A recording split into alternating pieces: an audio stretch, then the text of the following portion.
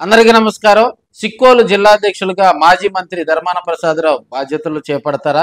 జగన్మోహన్ రెడ్డి గారు ఆదేశించినటువంటి ఆ పార్టీకి సంబంధించినటువంటి అధ్యక్ష పదవి మీద ఆయన కొలువు తీరుతారా? మరి సిక్కోలులో జరుగుతున్నటువంటి వింత రాజకీయాల్లో అర్థం కాని పరిస్థితి అయితే నెలకొందని మనం తెలియజేసుకోవచ్చు. వెనుకబడినటువంటి సిక్కోలును అభివృద్ధి చేసేందుకు, మళ్ళీ పార్టీకి పూర్వవైభవం తీసుకొచ్చేందుకు జగన్మోహన్ రెడ్డి గారు ఒక స్ట్రాటజీతో ముందుకు వెళుతున్న వేళ మాజీ మంత్రి ధర్మాన ప్రసాదరావు సైలెంట్గా ఉండటం, యాక్టివ్ పాలిటిక్స్లో పాల్గొనకపోవటం, ఆయన ప్రస్తుతం జిల్లా అధ్యక్ష పదవి కేటాయించినప్పటికీ కూడా 1 సంవత్సరం పాటు తనను వదిలేయాలని అధిష్టానం వద్ద మొరపెట్టుకోవడంతో మరి సిక్కోలు జిల్లా అధ్యక్షుని బాధ్యతలు ఎవరు తీసుకుంటారా అనేది కూడా అక్కడ సస్పెన్స్గానే ఉందని మనం తెలియజేసుకోవచ్చు.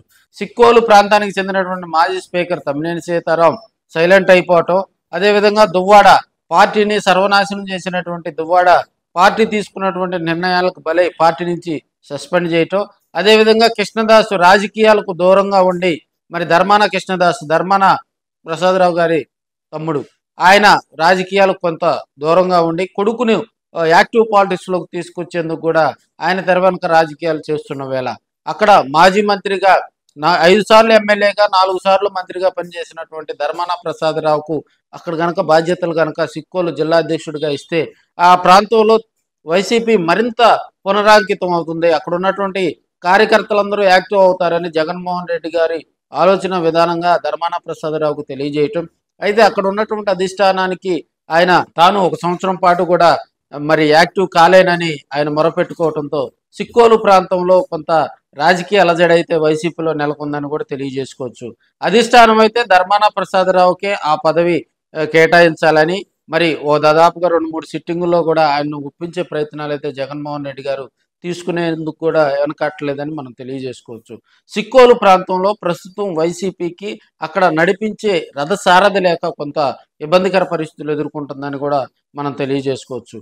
అదేవిధంగా వారసులకు రాజకీయంగా అటు కృష్ణదాస్ కానీ తమ్మినేని సీతారాం కానీ వారసులను రాజకీయంగా మరి బలోపేతం చేసేందుకు వారు వెనకడుగేయటం, అదేవిధంగా వైసీపీకి సిక్కోల్లో ఆశాదీపంగా ఉన్నటువంటి మరి ధర్మాన ప్రసాదరావు కొంత వెనుకడుగు వేయటం కూడా కొంత అక్కడ జరిగేటువంటి పరిస్థితులకు అర్థం పడుతుందని కూడా తెలియజేసుకోవచ్చు.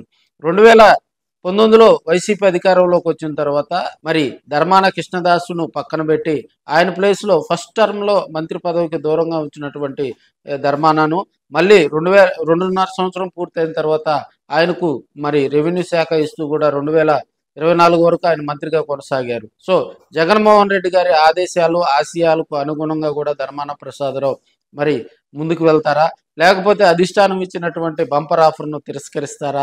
మరి జగన్మోహన్ రెడ్డి గారికి ఆయన ఇప్పటికే మొరపెట్టుకున్నట్టు అధిష్టానం దగ్గర తాను బాధ్యతలు తీసుకొని వెళ్ళలేనని చెప్తున్నట్టుగా సమాచారం తెలుస్తుంది. అదేవిధంగా ఉత్తరాంధ్ర రీజనల్ కోఆర్డినేటర్గా కూడా మనకి కన్నబాబును నియమించటం, కన్నబాబు ఆ ఉత్తరాంధ్ర జిల్లాల పరిధిలో ఉన్నటువంటి మరి సమావేశాలకు కూడా ఆయన బాధ్యతలు చేపట్టిన తర్వాత అక్కడ జిల్లాల అధ్యక్షులతో జిల్లాల నియోజకవర్గ ఇన్ఛార్జీలతో మరి మీటింగ్ పెట్టిన ఆ మీటింగ్ ధర్మాన ప్రసాదరావు హాజరు కాకపోవటం కూడా పలు విమర్శలకు తావిస్తుందని కూడా అక్కడ ఉన్నటువంటి కార్యకర్తలు అయితే తెలియజేస్తూ ఉన్నారు. రాబోయే రోజుల్లో సిక్కోలు డెవలప్మెంట్ కావాలంటే మరి ధర్మాన ప్రసాదరావు జిల్లా అధ్యక్షుడు కావాలి. మరి అక్కడ జరిగే పరిస్థితులు ఎలా ఉంటాయి అనేది కూడా మరి బేరీజు వేసుకొని రాబోయే రోజుల్లో క్లారిటీ రానుందని కూడా మనం తెలియజేసుకోవచ్చు.